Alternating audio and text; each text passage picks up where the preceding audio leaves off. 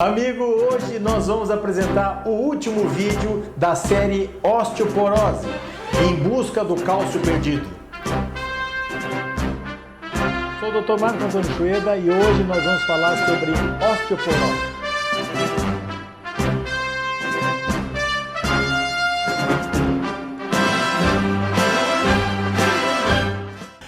Amigo, a osteoporose é uma doença incurável, que leva à perda de massa óssea e à fragilização do osso, aumentando o risco de fraturas. A doença pode tornar os ossos tão frágeis que até uma queda, um entorse e leves impactos podem transformar esse tipo de situação num caso cirúrgico. Os ossos mais acometidos por esse processo são o quadril, o punho e a coluna. Você tem a massa óssea diminuindo naturalmente a partir dos 35 anos, mas ela é muito mais intensamente diminuída nas mulheres após a menopausa. Além da falta de estrogênio, outros fatores de risco incluem, inclusive até a questão familiar, a questão genética é importante, a situação de um baixo consumo de cálcio ou até o não fornecimento de vitamina D, falta de exercícios, você tendo o tabagismo, o consumo excessivo de álcool e outras drogas, como sendo bastante importante na gênese desse tipo de patologia.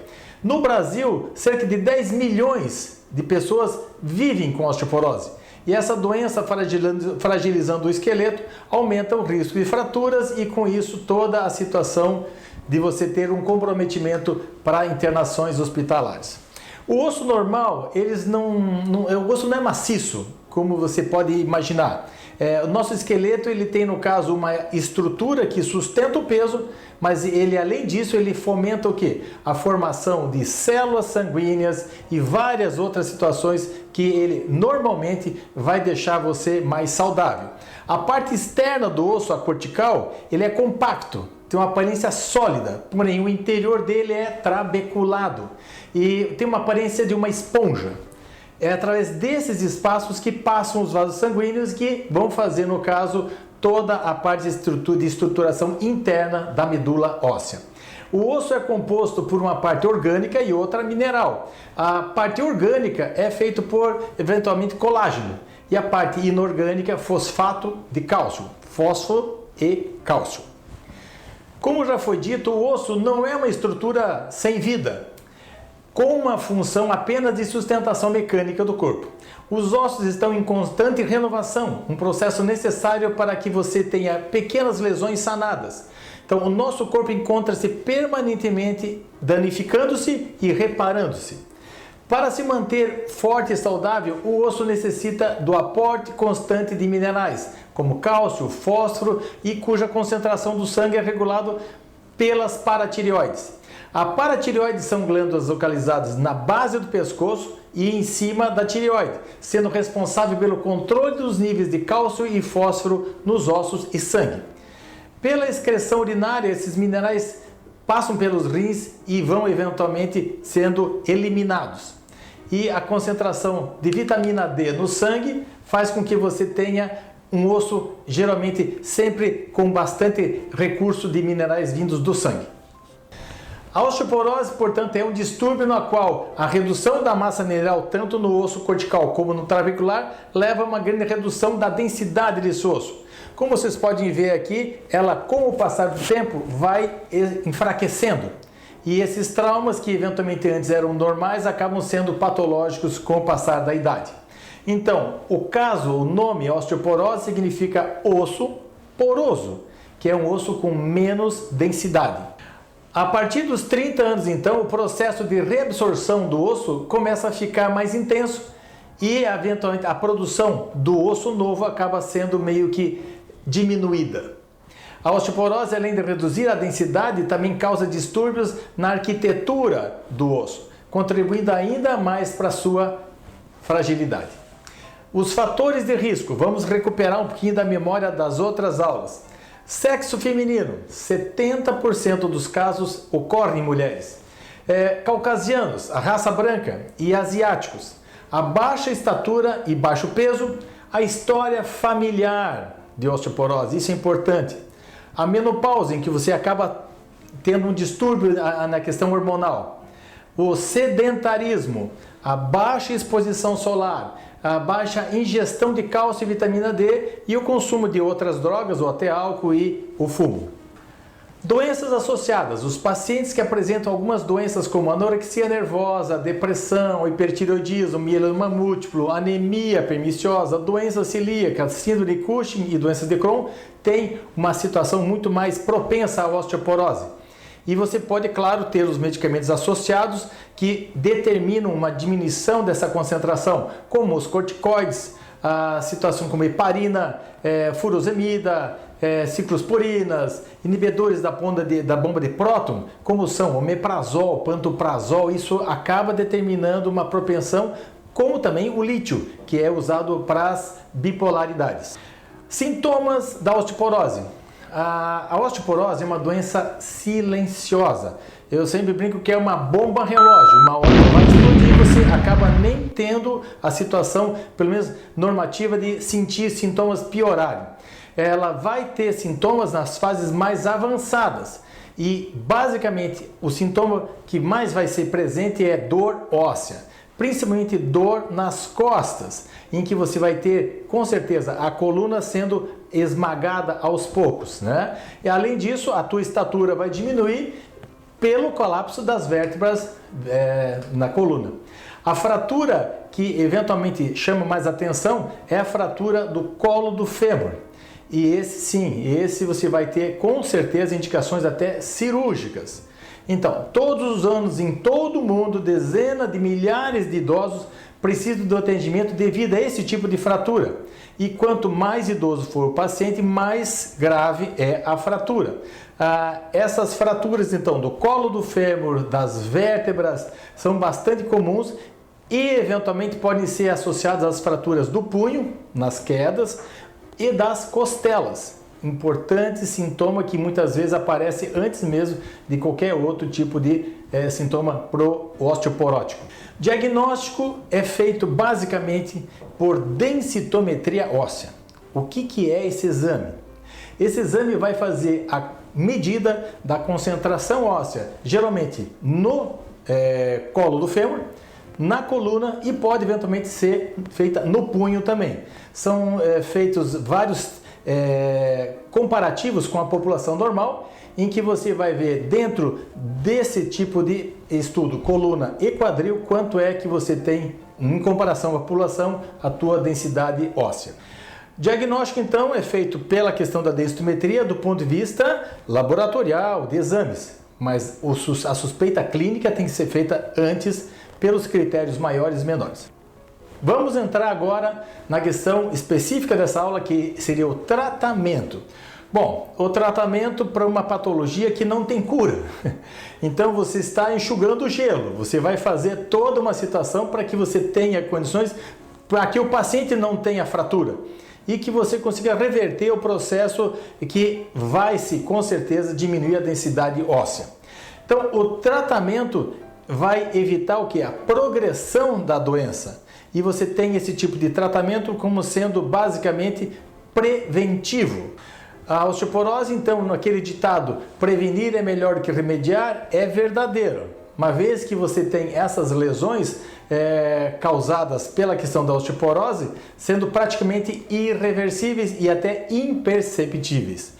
O tratamento está indicado em todos os pacientes que eventualmente tenham já a densitometria óssea com um nível mais baixo que -1 e -2,5 e eventualmente tenham assim, uma clínica mais forte em termos de critérios, ou até eventualmente em que você já tenha na família um histórico de osteoporose. Vamos falar agora do tratamento farmacológico propriamente dito. A reposição do cálcio e da vitamina D que todo mundo pede, como é que é feita? Bom, a quantidade ideal do cálcio e da vitamina D diários é incerta. E você sabe por quê? Porque a questão hormonal das mulheres pós-menopausa e pré-menopausa é diferente. Então, nas mulheres pós-menopausa com osteoporose, a gente recomenda 1.200 mg diários de cálcio, mas somando a dieta e a suplementação artificial. E 800 unidades internacionais da vitamina D por dia. Embora, no caso, o consumo ideal não seja claro nas pré-menopáusicas ou nos homens com osteoporose, essa reposição tem que ser de 1.000 mg de cálcio somados dieta e suplementação. E 600 unidades internacionais de vitamina D por dia, que seria a dose mais sugerida. Tratamento farmacológico com bifosfonatos, que são os famosos alendronatos, risedronatos e o ácido zoledrônico, são basicamente utilizados no tratamento preventivo e já existem há anos no mercado. E o seu perfil de segurança é muito eficaz e é bem compreendido, bem conhecido por todos. A questão dos bifosfonatos devem ser tomados em jejum, com um copo cheio de água, e o paciente não pode deitar-se por no mínimo 1 hora. Então, o que eu deixo recomendado? A pessoa acorda, toma o remédio, vai fazer alguma atividade, tipo preparar o café da manhã, fazer o pão quente, e deixa nesse período fazer efeito. Por quê? Você pode ter, se deitar novamente, um refluxo gastroesofágico, até uma esofagite no caso. Além disso, você tem algumas medicações bifosfonatas, que seria o ácido zoledrônico, que pode ser administrado via endovenosa de 6 em 6 ou de 12 em 12 meses. Tenho vários pacientes que fazem uso desse tipo de tratamento, é muito mais cômodo, só que é um pouco mais caro.